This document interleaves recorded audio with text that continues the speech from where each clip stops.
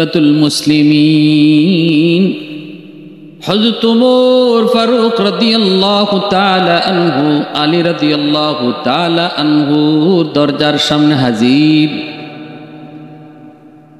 ডাক দিয়ে বলেন, আলী, তোমার কাছে একটা প্রয়োজনে হাজির হয়েছি। আম্মাস সাইলা ফালা তানহার, কেউ যদি তোমার কাছে কিছু চায় তাহলে তাকে ফিরিয়ে দিও না। হযরত আলী ভিতর থেকে আওয়াজ দিয়ে বলেন, খলিফাতুল মুসলিমিন, আপনি আমার কাছে এমন কি চান যে চাওয়াটা ভিক্ষুকের মতো? আপনি তো খলিফা, আমিরুল মুমিনিন, এত বড় খলিফা, অর্ধ পৃথিবীর বাদশা, কি এমন আমার কাছে চান? এমন কি আপনার চাওয়া ভিক্ষুকের মতো? সাইলের কোরআনের আয়াত পইরা কি এমন চান একটু কোন? হযরত ওমর তখন বলতেছেন, আলী, আমি এসেছি একটা গটকালি করার জন্য। কার? ওই তোমার ছেলে হুসাইন, হুসাইনের জন্য একটা গটকালি করতে এসেছি। মেয়েটা বড় পছন্দ, আমার কাছে বড় ভালো, মেয়েটা অনেক গুণী, মেয়েটা অনেক গুণবতী। আমি আমার ছেলে আব্দুল্লাহর জন্য বিয়ে করাইতে চাইছিলাম।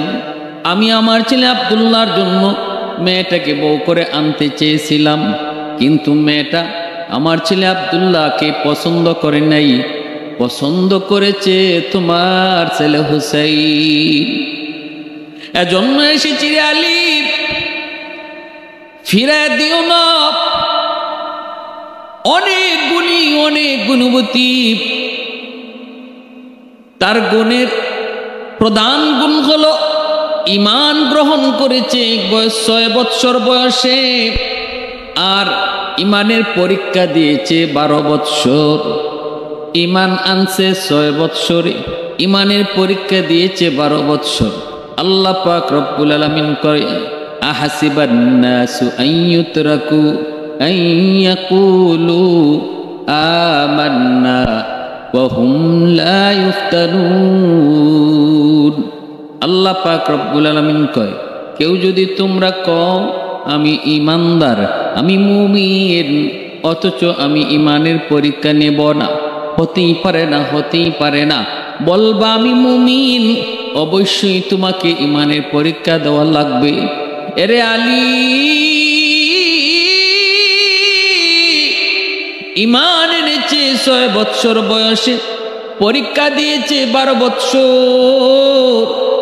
এমন একজন যুবতী মেয়ের জন্য আমি তোমার ছেলে হুসাইনের বিয়ের ব্যাপারে গটকালি করতে এসেছি।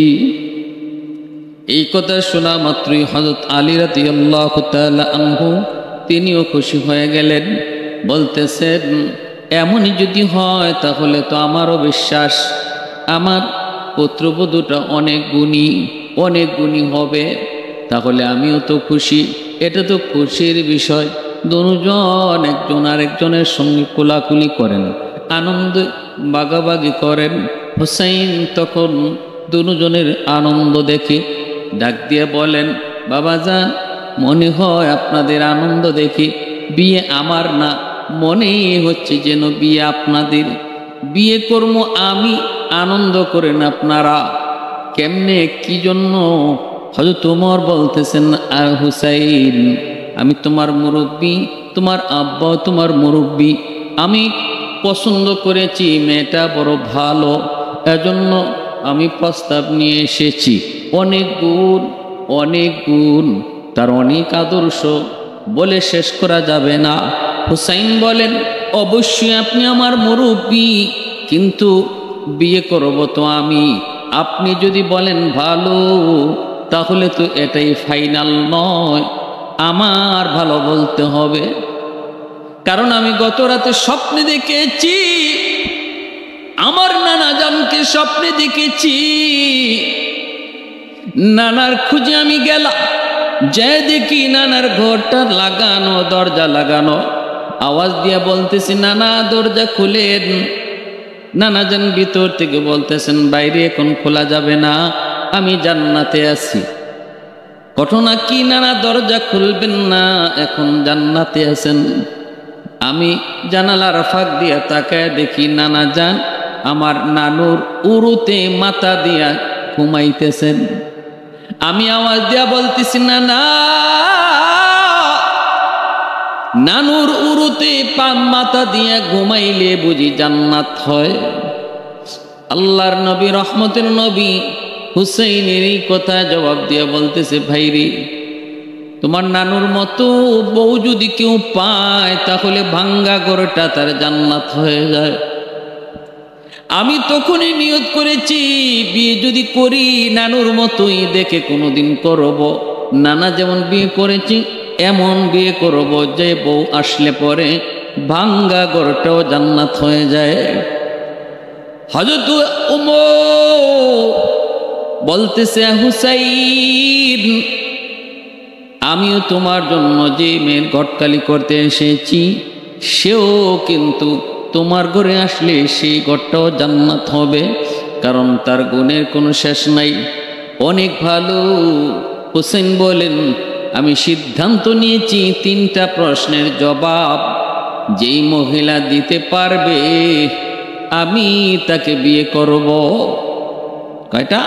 3টা প্রশ্নের জবাব যদি সে দিতে পারে তাহলে আমি তার বিয়ে করব। হযরত ওমর এই কথাটা শোনা মাত্রই ওমর বলতেছেন, হুসাইন, কোন 3টা প্রশ্ন একটু কওয়া যাবে? হুসাইন বলেন, এটা কেমন কথা? প্রশ্ন যখন যারে করব তার কাছে আউট হবে, এর আগে তো প্রশ্ন আউট করা যায় না।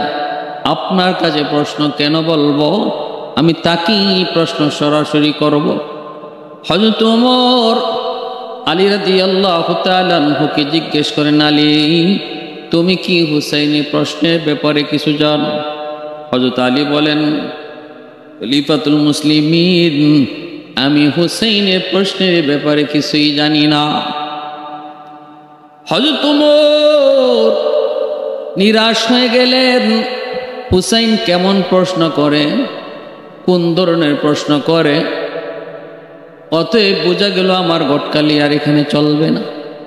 হযরত ওমর নিরাশ হয়ে তিনি চলে গেলেন, বলে গেলেন, আলী রে, হয়তো আর বিয়েটা হলো না। হুসাইন কখন কেমন প্রশ্ন করবে এর তো কোনো গ্যারান্টি নেই। প্রশ্নের জবাব একটা মেয়ে কেমনে দিবে তাও তো কোনো গ্যারান্টি নেই। অতএব মনে হয় বিয়েটা আর হলো না। চলে গেলেন। মেয়েটাকে যায় বলতেছেন, মা গো, আমি তোমার মনের ইচ্ছা মুআফিক হুসাইনের কাছে আমি তোমার মনের ইচ্ছা, মনের বাসনা আমি পেশ করেছি। হুসাইন বিয়ে করবে, কিন্তু শর্ত দিছি 3টা। এই 3 প্রশ্ন যে জবাব দিতে পারবে তারই হুসাইন বিয়ে করবে। অতএব মাগো, আমি নিরাশ হয়ে চলে এসেছি, এখনো সুযোগ, এখনো সময় আছে, আমার আব্দুল্লাহর জন্য তুমি রাজি হয়ে যাও, আমি খুশি মনে তোমাকে আমার পুত্রবধূ বানাবো। মেয়েটা বলতেছে, খলিফাতুল মুসলিমিন, আপনি তাহলে একবার বলেন, হুসাইনের চেয়ে আপনার ছেলে আব্দুল্লাহ অনেক দামি, অনেক সম্মানী, অনেক মুত্তাকি, অনেক পরহেজগার, বলেন আপনি। হযরত ওমর কয়, না, এটা হতেই পারে না। হুসাইন আমার ছেলে আব্দুল্লাহর চেয়ে অনেক অনেক অনেক অনেক দামি, অনেক সম্মানী, অনেক মুত্তাকি। যদি এমনই হয় তাহলে আমি হুসাইনকেই চাই। আপনি যা বলেন, যে কোনো 3টা প্রশ্ন যদি হুসাইন আমাকে করে আমি প্রশ্নের জবাব দিতে রাজি আছি। অর্ধ পৃথিবীর বাদশা ওমর আবার অবাক হয়ে বলেন, মা, এটা কেমন কথা? কেমনে তুমি সাহস করেছ? কোন ভরসায় তুমি এমন কথা বলেছ? যুবতী মেয়েটা তখন বলতেছে, আমিরুল মুমিনিন, আমি যদিও প্রশ্নের উত্তর পারবো কি পারবো না কোনো গ্যারান্টি নেই, কিন্তু আমার আল্লাহ সব পারেন। মানুষ যা পারে না আল্লাহ তা পারেন, এর ভিতরে তো কোনো সন্দেহ নাই। অতএব না না, কোনো সন্দেহ নেই, আমি প্রশ্নের জবাব দিব, ইনশাআল্লাহ আমি প্রশ্নের জবাব দিব। আল্লাহ যদি চান আপনি যা বলেন, হযরত ওমর তিনি আসলেন আলী রাদিয়াল্লাহু তাআলা আনহুর কাছে। আয়েশা বলতেছেন, আলী তারিখ ধার্য করো। কই কিসের? কই তারিখটা হলো হুসাইন 3টা প্রশ্ন করবে, আর এই প্রশ্নের জবাবটা ওই মেয়ে সে দিয়ে দিবে। কোন কি? বল হ। কি কইছে? কয় আল্লাহ যদি চায় তাহলে সে জবাব দিবে। কোনো কাজ, যে কোনো কাজ, যে কোনো বিষয় মানুষ যখন আল্লাহর উপর পূর্ণ ভরসা করে, ওমাইয়া তাওয়াক্কাল আলাল্লাহ ফাহুয়া হাসবু, আল্লাহ বলে আমার উপর যে ভরসা করবে 100-100, আমি আল্লাহ তার সাথে লেনদেনও করবো 100-100। এজন্য আল্লাহর উপর ভরসা যার যত বেশি, আল্লাহ তার সাথে ব্যবহারও করবেন তত ভালো। এটা আল্লাহর উপর পূর্ণ ভরসা নিয়ে বলতেছি, ইনশাআল্লাহ আমি জবাব দেব। ভাইরা বন্ধুরা, জন্য বলতেছিলাম প্রশ্নের জবাব দিবে আর প্রশ্ন করবে হুসাইন। ডান দিকে ওমর, বাম দিকে আলী, মাঝখানে হুসাইন। মেয়েটাকে সামনে বসানো হয়েছে, 18 বছরের যুবতী মেয়ে সামনে বসানো হয়েছে। অপেন নয়ের যুবক, মাঝখানে একটা কাপড় দিয়ে পর্দা। ওপেন বসানো যায় না। মেয়ে বিয়ের জন্য পছন্দ করবে শুধু ছেলে, আর কেউ পছন্দ করার শরীয়তে অনুমতি নাই, এমনকি বাবারও দেখার অনুমতি নাই। বন্ধু বান্ধব নিয়ে মেয়ে পছন্দ করার শরীয়তে কোনো বিধানই নাই। আমাদের সমাজে বিধানটা, আমাদের সমাজের রসুম হলো ছেলে কনে পছন্দ করবে, বউ পছন্দ করতে যাবে, যেদিন দেখতে যাবে এদিন বন্ধু বান্ধব নিয়ে যাবে। ছেলের বাপও কয় বিয়ায় আমি আসতে পারলাম না, ছেলে যাইতেছে আর ছেলে কয়েকজন বন্ধু নিয়ে যাইতেছে, একটু ভালো করে দেখেন। ভালো করে দেখাইতে যায়, দেখা যায় ছেলে যখন জিজ্ঞেস করে বন্ধুদেরকে কি কেমন দেখলি, আসলে মেয়েটা খুব সুন্দর, সর্বলাইনে সুন্দর, তার চেয়ে তার বন্ধুর পছন্দ হয়ে গেছে বেশি। বন্ধু তখন কেমনে মেয়েটাকে নিজের কবজায় নিবে। দুস্থরা কয় না রে দুস্থ, এটা চলতো না, সুবিধা না, দেখতে ভালো না, চেহারা মায়া নাই, এই নাই সেই নেই, কোনো একটা সমস্যা দেখায়া পেছ লাগাই দিল। বন্ধু কয় না, আমার বন্ধু যখন পছন্দ করলো না, তাহলে এখানে আমারও পছন্দ হলো না, চলে গেল। খোঁজ নিয়ে দেখা যায় কিছুদিন পর এই মেয়েটাকে বন্ধু বিয়ে করে ঘরে উঠায় নেয়। কেন এমনটা হলো? শরীয়ত না মানার কারণে। আবার এমনও বহু অঘটন দেখা যায়, যদি বন্ধুকে বউয়ের সামনে আনা হয়, বন্ধুর সামনে যদি বউকে আনা হয়, বন্ধুকে যদি চা পান করানো হয়, অনেক জায়গায় বন্ধুর সাথেও অঘটন ঘটে যায়। এজন্যই শরীয়ত বলে বিয়ের দিন বন্ধু তো দূরের কথার যুবক, নিজের বাবাকেও পর্যন্ত বিয়ের দিন, বিয়ে করার আগে কনে পছন্দ করার দিন দেখানো যায় না। বিয়ের আগ পর্যন্ত ছেলে ছাড়া আর কেউ দেখতে পারে না, দেখতে পারে শুধু মেয়েরা, কোনো পুরুষ দেখতে পারে না। সামনে আনা হয় মেয়ে, 18 বছরের যুবতী মেয়েটাকে সামনে বসানো হয়, আর এই পাশে চাদরের এই পাশে হুসাইন, ডান দিকে ওমর, বাম দিকে আলী বসে আছেন। প্রশ্ন হবে 3টা, জবাব দেবে মেয়েটা। জবাব দিতে পারলে বিয়ে হবে, জবাব দিতে না পারলে বিয়ে হবে না। হযরত ওমর বসা আছেন যদিও এই পাশে, আলী বসা আছেন যদিও হুসাইনের পাশে, কিন্তু মূলত তারা দুজনই মেয়ের পক্ষে, ঠিক না? হযরত হুসাইন ডাক দিয়ে বলতেছে, বোন রে, যদিও তুমি পর্দার ওই পাশে একা আর আমি পর্দার এই পাশে আরো 2 জন লইয়া বসা, মূলত আমি একা আর তোমার সাথে আরো 2 জন আছে। বলে এটা কেমনে? আপনার সাথে তো 2 জন, আমি তো একা বসা। হযরত হুসাইন বলতেছে, যদিও আমার ডান পাশে খলিফাতুল মুসলিমিন হযরত ওমর আর বাম পাশে আমার আব্বা আলী, এরা 2 জনের একজনও আমার লোক না, এই 2 জন তোমার লোক। এই 2 জনই ভিতরে ভিতরে চায় তুমি প্রশ্নের জবাবটা যেন সঠিকভাবে দিতে পারো, কারণ ওমর হলো ঘটক, উনি তো চাইবই বিয়েটা হয়ে যাক। আমার আব্বা মনে মনে চায় এমন একটা মেয়ে যদি আমার বধূ হয়, তাহলে 2 জন ভিতরে ভিতরে তোমার লোক, প্রশ্ন যেন তুমি দিতে পারো। অতএব ভয় পাও না, তোমার ভয় কম, ভয়টা আমার বেশি। এক নম্বর প্রশ্ন হলো, বলো আমার মাকে তুমি জানোনি?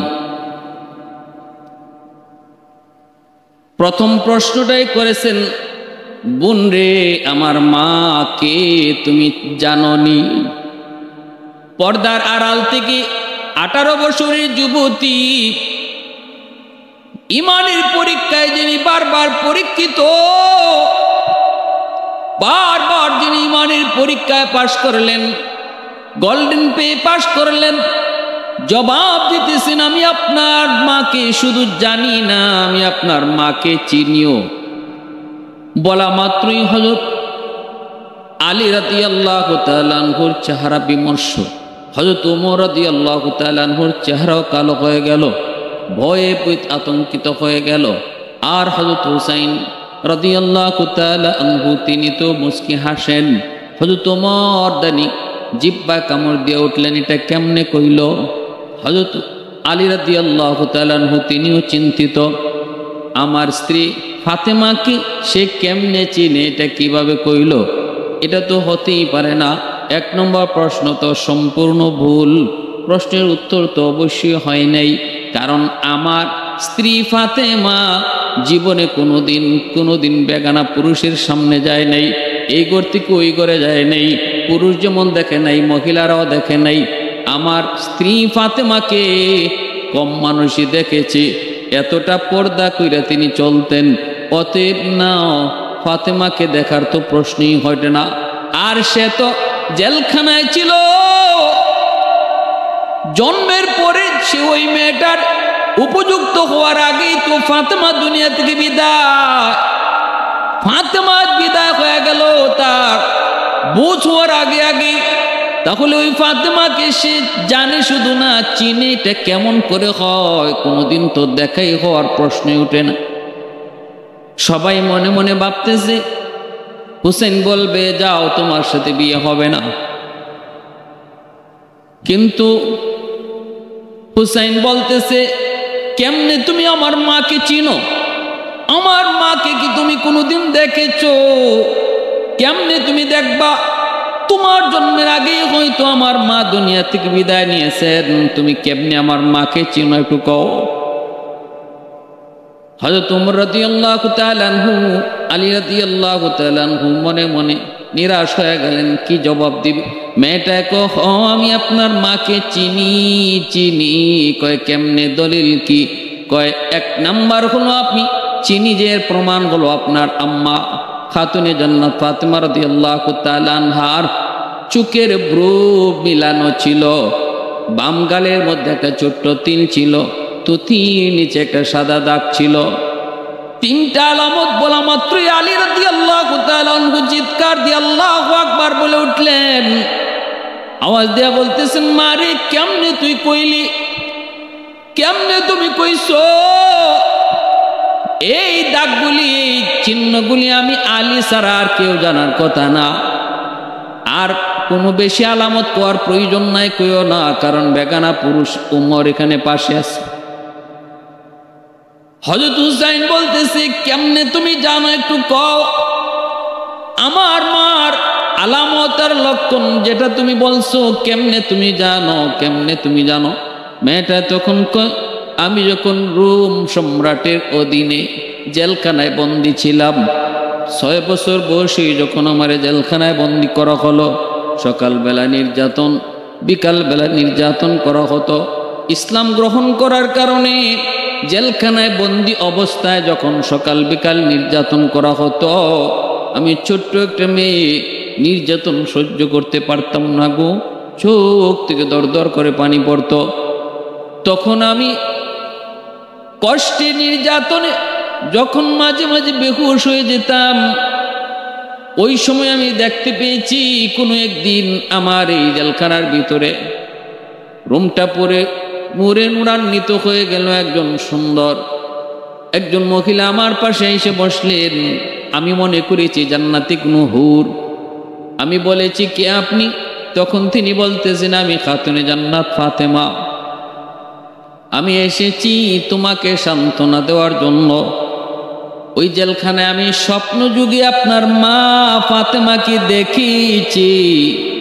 আর ওই দিন দেখতে যেয়ে দেখতে পেলাম তার চোখের ব্রুটা ছিল মিলানো, বাম পাশের গালের মধ্যে একটা ছোট্ট তিল ছিল। হযরত আলী রাদিয়াল্লাহু তাআলা আনহু, হযরত হুসাইন রাদিয়াল্লাহু তাআলা আনহু অবাক হয়ে গেলেন। হুসাইন বলতেছে, প্রশ্নের জবাব সঠিক, আমি যা উত্তর পেয়েছি এর চেয়ে আরো সুন্দর করে উত্তর আমি পেয়েছি। এবার দ্বিতীয় উত্তর তুমি দাও, দ্বিতীয় প্রশ্নের উত্তর দাও। 6 বৎসর বয়সে তুমি কেমন করে ঈমান আনছো, কেন আনছো, কোন ঘটনার প্রেক্ষিতে আনছো শোনাও। 18 বৎসরের যুবতী মেয়েটা তখন কয়, ও নবীজির নাতি আলীর সন্তান হুসাইন, আমি সাধারণ ঘরের কোনো মেয়ে না, রোম সম্রাট কিসরার আমি নাতিন। ওই নাতিন 6 বৎসর বয়সে আমার দাদা আমাকে এসে বলতেছে, নাতিন রে চল আজকে একটা খেলা দেখাবো। আমারে নিয়ে গেছে খেলা দেখাইতে। দাদা তোরা রোমের বাদশাহ, আমারে খেলা দেখাইতে নিয়ে গেল। যে দেখি একজন মানুষকে চোখ বাইদা হাত পায়ে শিকল লাগায়া মাঠে আনা হলো, সামনে আগুন দাউ দাউ করে জ্বলে। আমি বলতেছি, দাদা তুমি আনছো আমাকে খেলা দেখানোর জন্য, কিন্তু এখন তো দেখি একটা মানুষ চোখ বাইন্দা হাত পায়ে শিকল লাগায় আনা হয়েছে, এটা কেমন খেলা? দাদাই তখন কয়ে, বোন রে এটা মানুষ না, এটা মুসলমান। খ্রিস্টান ইহুদিদের কাছে মুসলমান মানুষ হয় না, মুসলমান মানুষ না, মানুষ ওরা মুসলমান মানুষ না। কয় এটা মানুষ না, এটা মুসলমান। একটু পরে ওরে আগুনে জ্বালায় হত্যা করবো, আর তুই দেখবি এটাই খেলা। আমি বলেছি, দাদা আমি খেলা দেখতে এসেছি, মানুষ হত্যা দেখতে আসি নাই। দাদা গো, এই মানুষটা কি বাঁচানো যায় নাকি? এই মানুষটার প্রাণ ভিক্ষা দেওয়ার কোনো ব্যবস্থা নাই নাকি? দাদা আমারে কইছিল, একটা সুরত আছে, সে যদি কয় আমি ইসলাম ধর্ম ছেড়ে দিলাম, তাহলেই শুধু তারে মুক্তি করা হবে, মুক্ত করা হবে। আমি দৌড় দিয়ে তখন পাশে গেলাম, যাই কানে কানে বলতেছি, মুসলমান তুমি একবারের জন্য কও আমি ইসলাম ধর্ম ছেড়ে দিয়েছি, তাহলে তোমাকে দাদা বাঁচায় দিবে আর আগুনে পড়তে হবে না। তখন সে আমাকে জবাব দিয়েছিল, বালিকা কে তুমি চিনি না জানি না, তোমার কাছে জীবনের দাম বেশি, আর মুসলমানের কাছে ইমানের দাম বেশি। অমুসলিমরা জীবনকে ভয় পায়, জীবন দিতে চায় না, আর মুসলমান ইমান দিতে চায় না, জীবন দিতে রাজি হয়ে যায়। আমি তখন ওই আওয়াজটা আমার কানে বারবার বাজতেছিল। দাদার কাছে ফিরে এসেছি, চোখের সামনে ওই মুসলমানকে আগুনে জাপ দিতে দেখলাম, আগুনে পুরাইতে দেখলাম। ইমান দিল না, জীবন দিল। আমি ছোট্ট মেয়েটা তখন চোখটা এইভাবে হাত দিয়া আমার চোখটা ডাইকা রাখছি। আমি ছোট মানুষ, ভয় পাইছি, আমি চোখ দিয়া দেখতে পারি নাই, হাত দিয়ে আমার চোখটা এইভাবে ঘুরে রাখলাম। ওই সময় যে আমি চোখটা ঘুরে রাখছি, চোখ বন্ধ করে হাত দিয়ে ঘুরে রাখছিলাম, তখনই আমি একটা আওয়াজ পেয়েছি আমার কানে, লা ইলাহা ইল্লাল্লাহু মুহাম্মাদুর রাসূলুল্লাহ। কালেমার আওয়াজটা আমি তখনই পেয়েছি। ওই 6 বছর বয়সে কালেমার নূর আমার অন্তরে ঢুকছে। আহাদুল লাইসা কামিসলিক সামাদুল লাইসা কাফাদলিক লিমানিল মুলকু তুগু ইতু সাজাওয়ার খুদাই তো খুদা वंदे यमी नी तो खुदा वंदे यसारी तो खुदा वंदे जमी नी तो खुदा वंदे समाई तू रहीमी तू करीमी तू समीई तू बसीरी तू मुइज़्ज़ी तू मुदिल्ली तू मलिकिल अर्शी बजाई। बरी अज चौचिरा ई बरी अज सूरत रंगी बरी अज इज़्ज़निया जी बरी अज बीम उम्मीदी বরি আজ খুরদন ও খুফতন, বরি আজ তোহমতে মরদন, বরি আজ বিমৌমি দি, বরি আজ রঞ্জ বালাই। ইমাম হুসাইন কয়, বোন রে, তোমার দ্বিতীয় প্রশ্নের জবাবটা বড় সুন্দর। এবার তৃতীয় প্রশ্ন হলো, আমার সাথে বিয়ের পর তুমি আমার সাথেই যেখানে আমি যাই সেখানে তুমি থাকবা, পারবানি? প্রশ্নটা শুনতে সহজ, কিন্তু এই প্রশ্ন করার পরে মেয়েটা কান্না শুরু করলো। হযরত হুসাইন হযরত খলিফাতুল মুসলিমিন ওমর তখন বলে, মারে, আগের দুইটা প্রশ্ন তুমি কঠিন শোনার পরও হালকা করে নিছো, সহজ উত্তর দিয়ে দিছো, আর এখনের প্রশ্নটা আমাদের কাছে বড় হালকা সহজ, কিন্তু তুমি কান্না করো ঘটনা কি? যুবতী তখন বলতেছে, খলিফাতুল মুসলিমিন, আপনাদের কাছে প্রশ্নটা সহজ, কিন্তু আমার কাছে বড় কঠিন। কারণ আইয়ুব নবী যখন 18 বছর কিরা বুকে খায়, রহিমা ছাড়া কোনো বিবি ছিল না, সবাই আইয়ুব নবীরই ফালায় গেল, রহিমা ফালায় যায় নাই। এটা রহিমার জন্য অনেক বড় পরীক্ষা ছিল। অতএব আমি আজকে ওয়াদা দিতেছি, হুসাইনের জীবনে সুখ দুঃখ যত যাই আসবে, আমি কখনো তার সঙ্গ ছাড়ব না। এজন্য কারবালার ময়দানে হুসাইন আলী আসগরের লাশটা লইয়া যখন বিবির কাছে দিয়ে কইছিল, বিবি গো, এখনো সময় আছে, চলে যাও, কারণ ওরা আমাকে চায়, আমার সাথে ওদের দুশ্মনী, তোমরা এখনো সময় আছে, চলে যাও, আমাকে রেখে যাও। কিন্তু বিবি কইছিল, স্বামী গো, মনে পড়ে নে 3 প্রশ্নের এক প্রশ্ন, আমার সাথে যেখানে যায় ওখানে থাকবা, আমাকে ছেড়ে কোথাও যাবা না।